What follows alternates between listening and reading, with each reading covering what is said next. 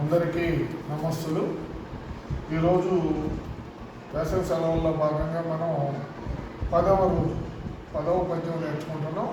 అకారాది క్రమంలో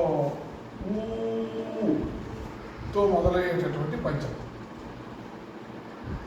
ఊరు నడిమి బావి ఉదకంబు కొని తెచ్చి పాదతీర్థమనుచు భ్రమయజేయ పాదతీర్థమన్న ఫలమేమి కద్దురా విశ్వదాభిరామ వినురవేమా.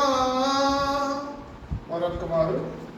ఊరు నడిమి బావి ఉదకంబు కొని తెచ్చి పాదతీర్థమనుచు భ్రమయజేయ పాదతీర్థమన్న ఫలమేమి కద్దురా విశ్వదాభిరామ వినురవేమా. దీని భావం, ఊరిలో ఉన్నటువంటి బావిలో నుంచే లేదా బుహకులో నుంచో నీరు తెచ్చి భగవంతునికి అభిషేకం చేసి పాదతీర్థం అని చెప్పి మనకి ఇస్తారు. అవి తాగినంత మాత్రాన పుణ్యం వచ్చేస్తుందని మనం అనుకుంటాం. దానివల్ల పుణ్యం రాదు.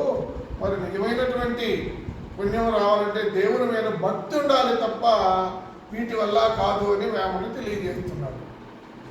నేను పద్యాన్ని చెబుతాను, మీరు అనుసరించండి.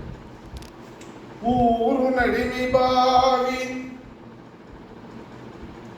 ఉదకంబు కొని తెచ్చి పాదతీర్థమనుచు భ్రమయజేయ పాదతీర్థమన్న ఫలమేమి కద్దురా విశ్వదాభిరామ